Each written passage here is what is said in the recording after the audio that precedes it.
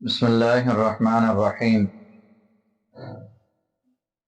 اللہ تبارک و تعالیٰ کے نام کی بہت ساری برکات ہیں۔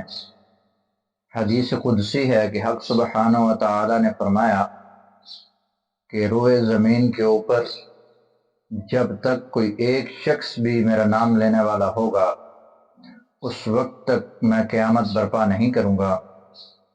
اور دوسری حدیث میں آتا ہے کہ جب ایک بار کوئی حق سبحانہ و تعالیٰ کا نام لیتا ہے تو 40 سال تک قیامت پیچھے چلی جاتی ہے۔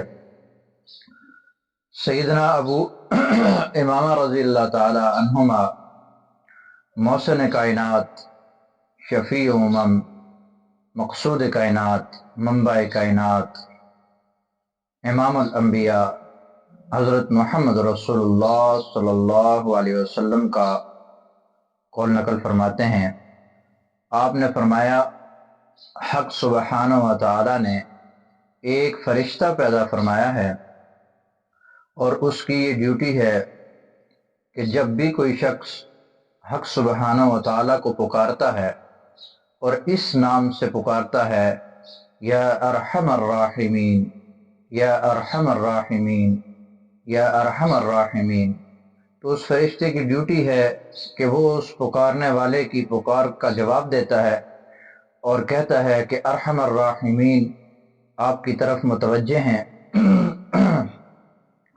امام حاکم نے روایت کیا ہے کہ آن جناب صلی اللہ علیہ وسلم کا ایک شخص پر گزر ہوا جو یہ کلمات کہہ رہا تھا، یا ارحم الراحمین، یا ارحم الراحمین اغثنی، یا ارحم الراحمین اغثنی۔ تو آپ صلی اللہ علیہ وسلم نے فرمایا مانگ، کیا مانگتا ہے؟ حق سبحانہ و تعالی آپ کی طرف متوجہ ہیں۔ یہ حاجات کے لیے بہت ہی زبردست عمل ہے۔ اگر آپ نے رزق کے لیے پڑھنا ہے تو یا ارحم الراحمین ارزقنی، یا ارحم الراحمین ارزقنی پڑھیں۔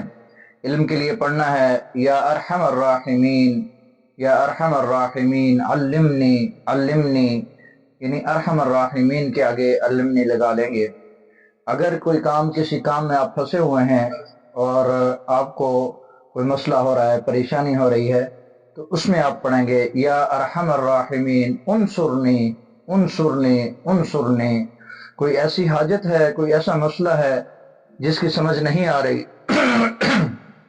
اس کی نیت کر لیں اور آپ یہ وظیفہ ایسے پڑھیں، یا اللہ، یا اللہ، یا ارحم الراحمین، یا اللہ، یا ارحم الراحمین اغثنی، یا اللہ، یا ارحم الراحمین اغثنی۔